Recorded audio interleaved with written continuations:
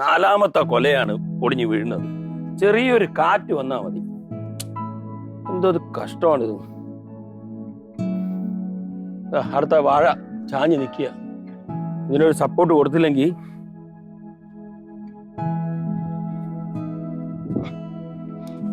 നമ്മുടെ 4 കൊല പോയപ്പോ ഇത്ര വിഷമം. അപ്പൊ ഈ കർഷകരൊക്കെ എന്തുമാത്രം അനുഭവിക്കുന്നു.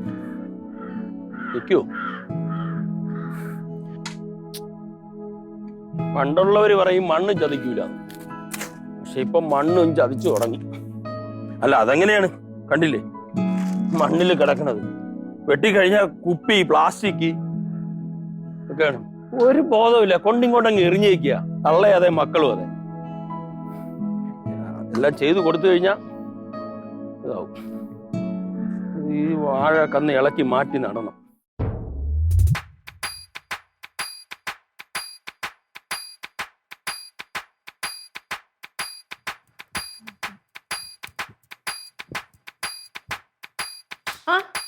രാവിലെ തന്നെ കുളിച്ചിറങ്ങി തമ്പുരായിട്ട് എങ്ങോട്ട് പോണേ?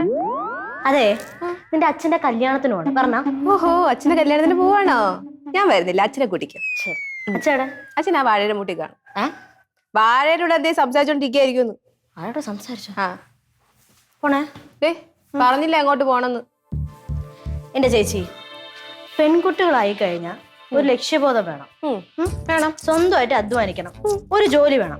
ഈ സ്വന്തം കാലിൽ നിൽക്കാൻ പഠിക്കണം. അല്ല നിന്നെ പോലെ ഒരുമാതിരി ഇവിടെ എടീ, ഞാൻ സ്വന്തമായിട്ട് അധ്വാനിക്കുന്നുണ്ട്, സ്വന്തം കാലിൽ നിൽക്കുന്നുണ്ട്. കേട്ടാ? ആ, അല്ലാതെ നിന്നെ പോലെ അല്ല.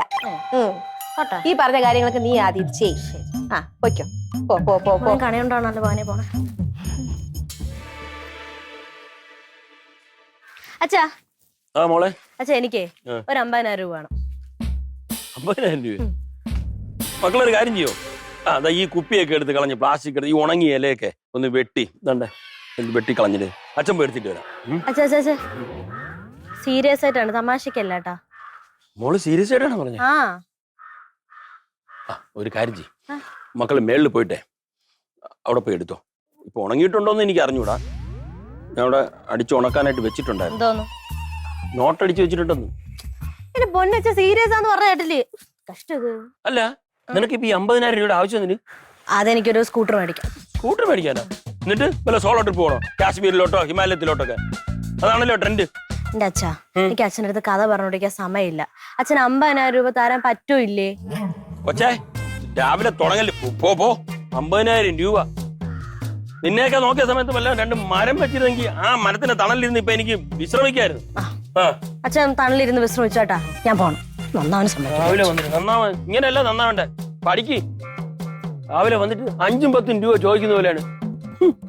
കൊള്ളാം.